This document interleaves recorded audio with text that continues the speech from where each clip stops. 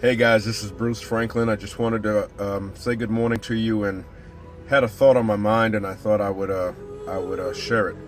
You know, when I was in the military, and I think everybody that's ever been in the military will understand this, what I'm getting ready to say. In basic training, you may not realize it then. I didn't realize it then. I realized it after the fact. But one of the main focuses of basic training is to take a bunch of people from all these different places in life, all these different places throughout the world, throughout the United States, and bring them together and create a team, create a cohesiveness where you're willing to die for one another. You're willing to do whatever it takes to get the job done. And so then when and if you have to go to war, there is the confidence in not only your own abilities, but in the abilities of those next to you, to your left and to your right, that will give you the confidence that you can go into a war situation and you can win. I didn't understand that then when I was in basic training, because a lot of the things that would happen, it seemed like punishment. If one person messed up, everybody had to pay for it, and it just felt like punishment. But later on, I understood, wow, they've actually taken all these different mentalities, different ways of seeing things, and brought people together and came up with a training module that would create cohesiveness and create a team. I'm saying that because if there's ever been a time that we needed to come together and pray, it's now. I've had the opportunity to individually affect the weather once or twice in my Christian walk. But I absolutely believe that there are certain things that Jesus will not allow just one individual to do, that it's training.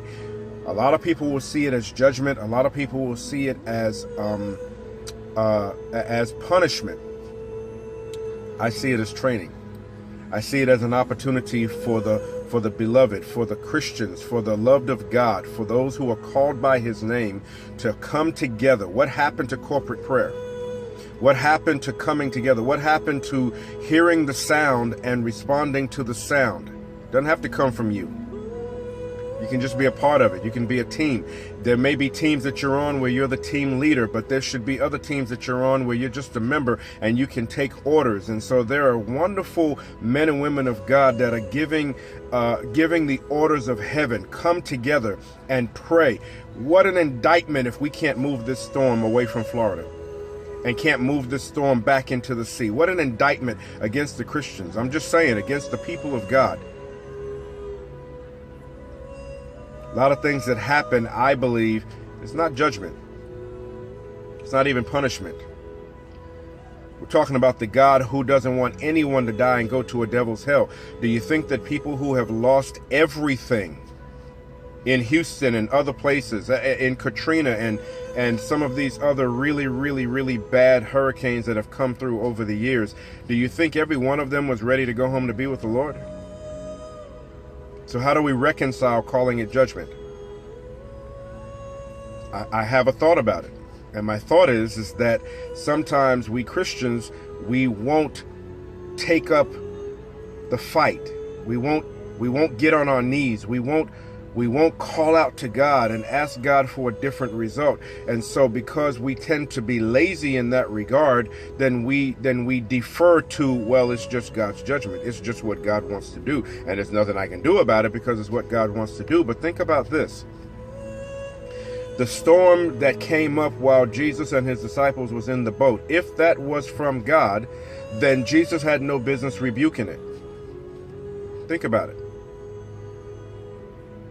Not every wind is from God. Not every wind is from the devil. Got to know the difference in the winds. You have to know the difference in the winds. Just something I'm thinking about. Get with somebody. Pray. Lead a prayer group. It can be one or two. It doesn't matter. Get with somebody and pray.